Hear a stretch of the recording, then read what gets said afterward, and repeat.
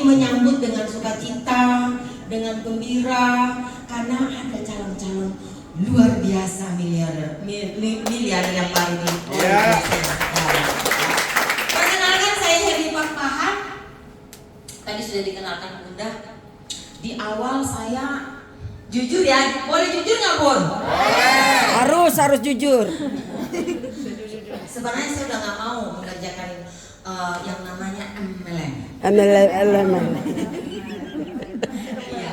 Ribet Jadi, dia. Saya aktif 25 tahun kerja, terus terakhir saya karena ter-PHK waktu dulu tahun berapa itu ya saya lupa. Jadi saya bikin konveksi di rumah, ya. Konveksinya ada kayak mesin tipikal gitulah, ada 11 biji. Nah, karena saya pikir gini, nanti habis nih uang saya terakhir kali gitu ya. Nanti saya kerjaan apa lagi? Udah usia gitu ya. Nah, waktu itu saya ambil keputusan buka di rumah. Nah, waktu saya ambil keputusan itu nggak lama, 5 bulan kayaknya masih ada omset ya. Saya masih nerima botol-botol melati itu, ada spray, ada waslap kayak gitu ya. Terus ada kayak gitu. Tapi sesudah 5-6 bulan itu, waduh, itu corona datang. Ya, semua di luar negeri, di Indonesia semua dilanda namanya corona. Saya mau nangis, ya Allah, aku mau kerjain apa lagi ya Allah. Usia kita segini, anak belum berhasil gitu ya, masih dalam kondisi kerja serabutan perusahaan gitu.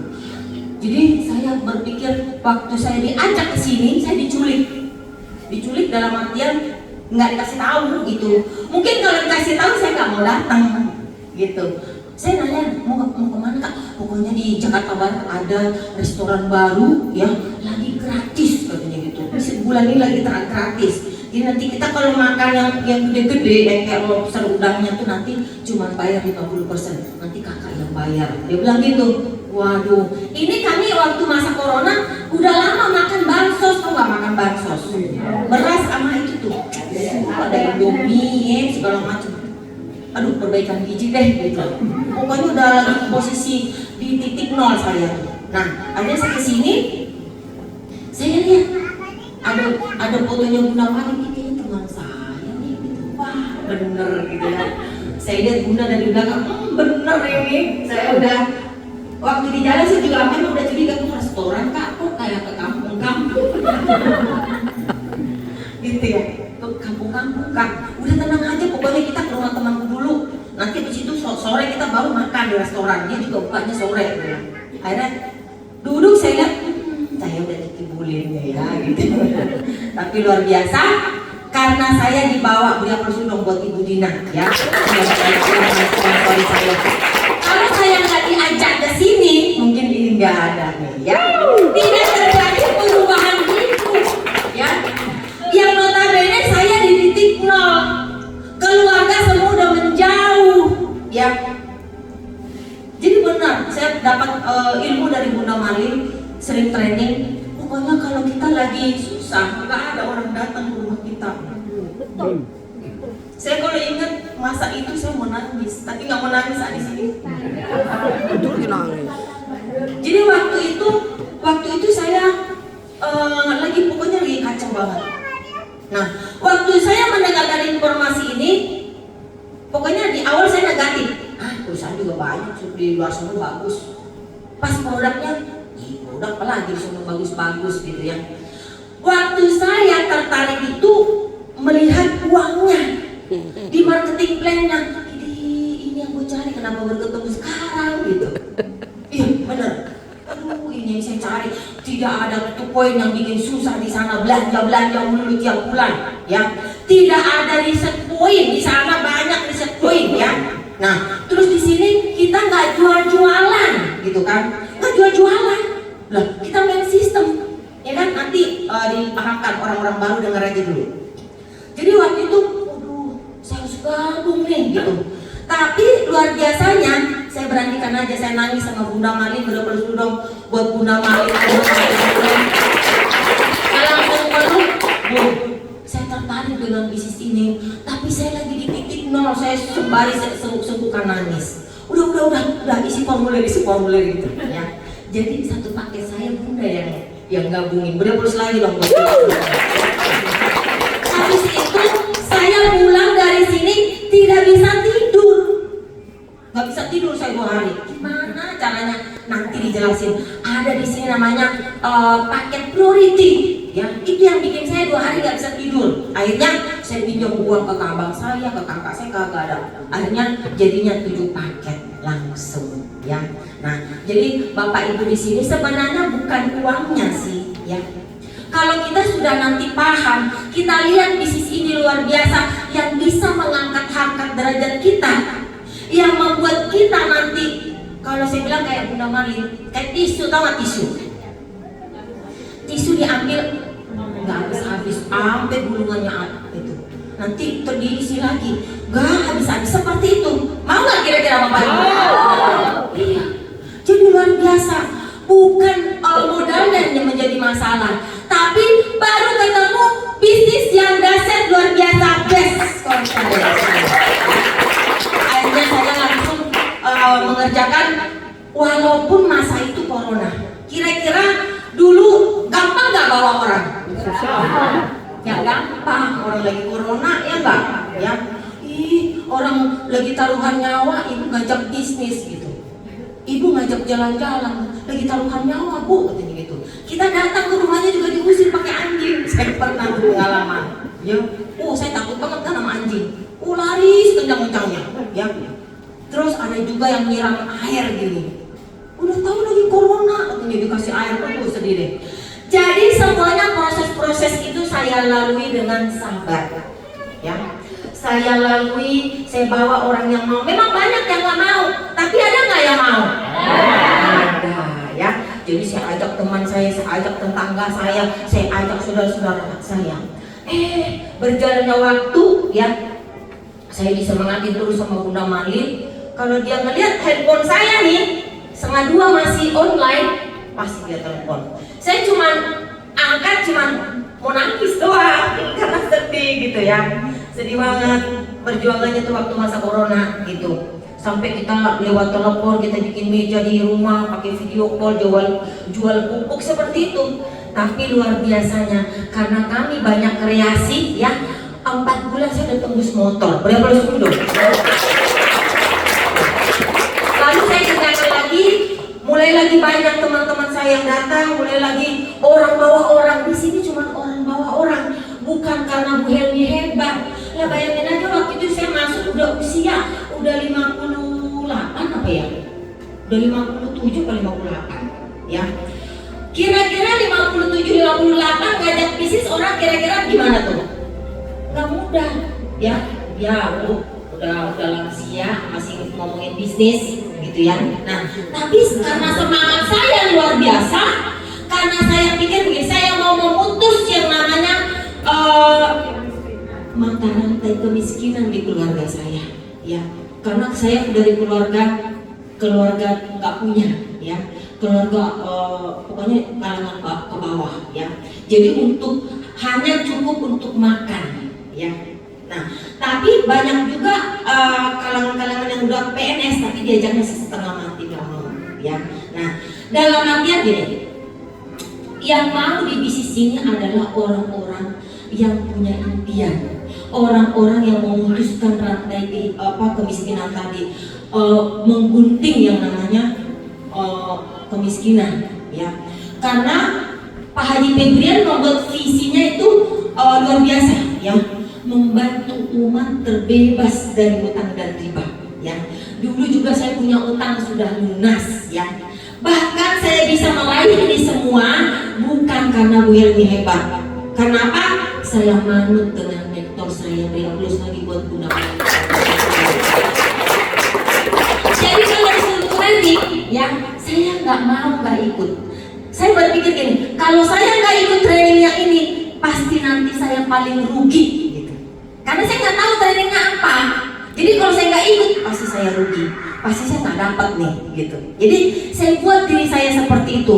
Lalu saya nggak pernah absen training, itu, ya. Nggak absen training, ada orang atau nggak ada orang, saya datang aja.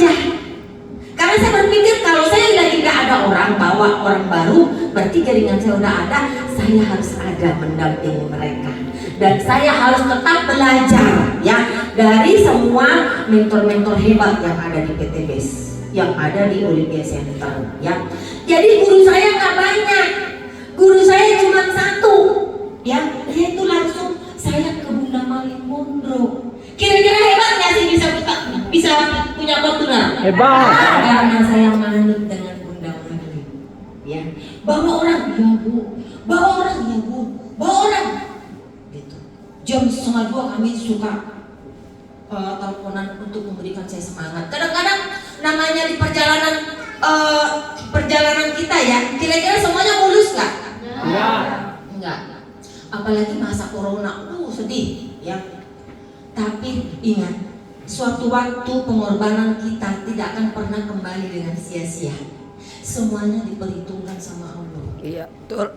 Tuhan itu sangat baik. Itu saya merasakan. Saya merasakan di mana pada saat saya sudah tidak ada saudara yang mau tahu, sudah tidak ada lagi. Kalau kita mengerjakan ini nanti teman-teman kita, sahabat-sahabat kita, lama kelamaan mereka meninggalkan kita. Lihat omongan saya. Tapi jangan khawatir, jangan takut, karena gini, banyak pun teman kita pada saat kita sedih, pada saat kita butuh mereka, pada saat kita lagi banyak masalah, mereka tidak mau tolong, mereka tidak mau ikut dengan apa yang kita supaya mereka maju. Berarti itu bukan teman sejati kita, ya. Jadi teman sejati kita adalah orang yang mau bersama-sama dengan kita. Pada saat kita gaspol, pada saat kita mengajak mereka untuk sukses, mereka mau. Pada saat kita sedih, mereka menangis. Itulah teman kita berjuang dalam hidup kita. Benar betul dong. Tips saya hanya itu. Jadi manut sama mentor. Karena mentor itu ibaratnya gini. Saya di atas desa karena kalian duduk. Saya bisa melihat semua nggak? Saya melihat dari sini sampai ke belakang. Karena saya lebih tinggi. Betul nggak? Jadi kita punya mentor itu pun demikian. Mereka sudah mengalami apa yang belum kita alami, ya nggak? Jadi kita bisa berguru nggak dengan mereka? Jadi yang belum kita lihat mereka udah lihat. Ini ada ranjau. Ini jangan lewat sini, begitu ya. Jadi pokoknya rumus Bu Helmi, kenapa Bu Helmi itu bisa sampai sekarang terjadi perubahan nasib, terjadi perubahan hidup dalam keluarga saya. Yang pertama adalah manut sama mentor. Yang kedua, saya selalu ada di pertemuan, selalu ada di seminar, selalu ada di training, selalu ada di meeting. Ya, saya jarang absen training, saya jarang nggak datang ke meeting. Ya, karena di meeting itu juga kita perlu. Karena apa? Di situ untuk pertahanan kita sama jaringan-jaringan kita, gitu. Di seminar itu berarti menciptakan omsetnya. Berarti kalau kita nggak ada di seminar, ya nggak ada nanti orang yang baru yang akan terjadi omset, betul nggak? Jadi itulah lingkarannya. Nah, yang ketiga, kita harus selalu semangat, karena tidak ada orang lain yang bisa menyemangati kita. Ya, yang paling menyemangati kita adalah kita lihat dompet kita ada uang nggak? Ya nggak, betul nggak? Nah, kalau di rekening kita nggak ada uang, di tas kita nggak ada uang, di dompet kita nggak ada uang, ya udah. Terus kita lihat anak kita lagi tidur, waduh, ntar tuh dia gimana ini anak saya. Udah itu aja impiannya. Saya nggak jauh-jauh impiannya. Nggak pernah berpikir saya dapat ini. Nggak ada dalam pikiran saya. Karena saya tidak berpikir yang penting saya bisa makan, yang penting keperluan saya bisa semuanya bisa tercukupi. Lalu nanti kalau saya ada insiden-insiden, saya bisa menangani. Nggak ada terpikir untuk kita punya, saya sekarang ini mobil saya udah 3, 1 Fortuner, ya. Terus ini menuju lagi mobilnya sama di sini. Saya nggak ada desa. Usia seperti saya siapa yang mau bayar nanti saya 1M? Wah, nggak ada di luar sana. Betul nggak Bapak Ibu? Betul.